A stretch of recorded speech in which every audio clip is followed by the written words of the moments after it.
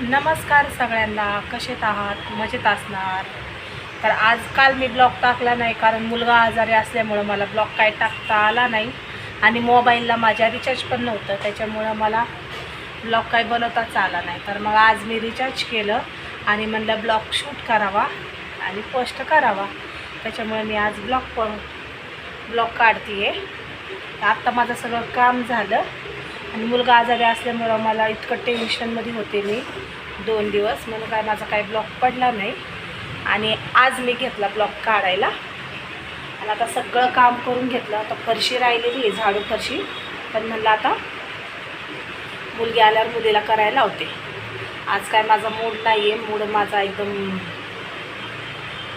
टेन्शनमध्ये आहे मी खूप, त्याच्यामुळं आज फरशीला मी जरा स्टॉप केले. म्हटलं नकोच का, पोरगी आल्यावर करण. आता कपडे भांडे करून घेतले आणि ब्लॉग शूट करायला घेतला.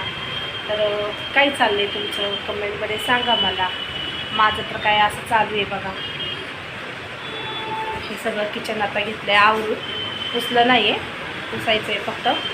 साफ करून घेतला, आपला कचरा वगैरे काढून घेतला सगळा आणि भांडे घेतले घासून, कपडे पण घेतले धुवून आणि म्हटलं चला बसूया थोडंसं निवांत.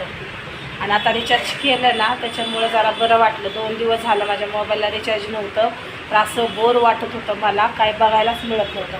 आणि टी व्हीला रिचार्ज केलेलं, टी व्ही बिगर रिचार्जचं आहे ते माझं, फ्री डिश आहे, तर त्याच्यावरती काय असं बघण्यासारखं काहीच नाही त्याच्यामध्ये, काय बघू पण वाटत नाही ते टी व्ही.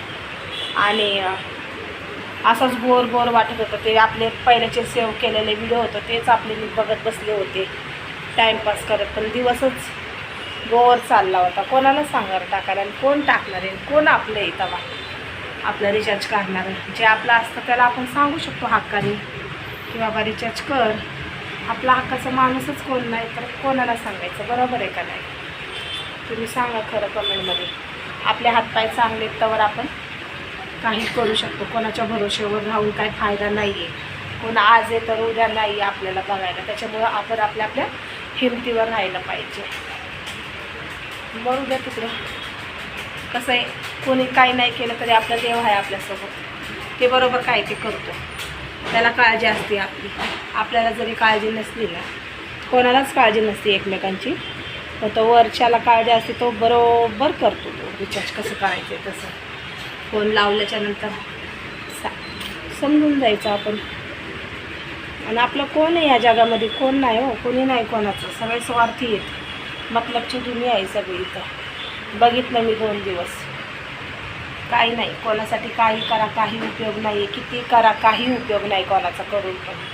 त्याच्यामुळं म्हटलं हे बघा पोरगा आलं, बरं नाही तरी पण त्याला शाळेतच पाठवत नाही मी आज कितीतरी दिवस झाले. आणि ब्लॉग शूट करायला पण मूडच पण नव्हता आणि रिचार्ज पण नव्हतं. सकाळी उठले, आंघोळ वगैरे करून चहा पोहे खाल्ले, त्याला बी दिलं, गरम पाणी पितोय तो.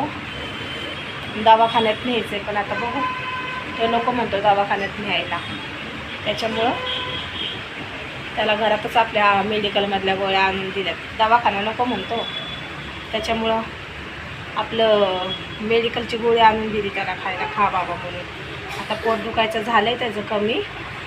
आणि चहा पोहे खाल्ले, ते चहा नाही पिला, फक्त पोहे खाल्ले आणि बसला आपला टी व्ही बघत. मी घेतलं आपलं माझं काम करून. तुम्हाला माझ्या चेहऱ्यावरून दिसत असेल आज टेन्शनमध्ये आहे म्हणून. जाऊ द्या, चेहऱ्याला माझ्या इग्नोर करा. मूड असल्यावरच माणूस खुश राहतं. चांगला ब्लॉग पण काढायला होतं, तरी पण म्हणलं नको, आता दररोज आपण अपलोड करतोय ब्लॉग तर टाकायलाच पाहिजे, म्हणून मी आज टाकलं. ते गळ्यातलं काढून ठेवले, गळ्यात काय घातलं नाही मला, ते इथं त्रास होतो, खाज सुटली म्हणून. हे बघा काढून ठेवले, नाही तर माणसानं काय केलं गळ्यातलं. काय करणार, आपला मूडच चांगला नाही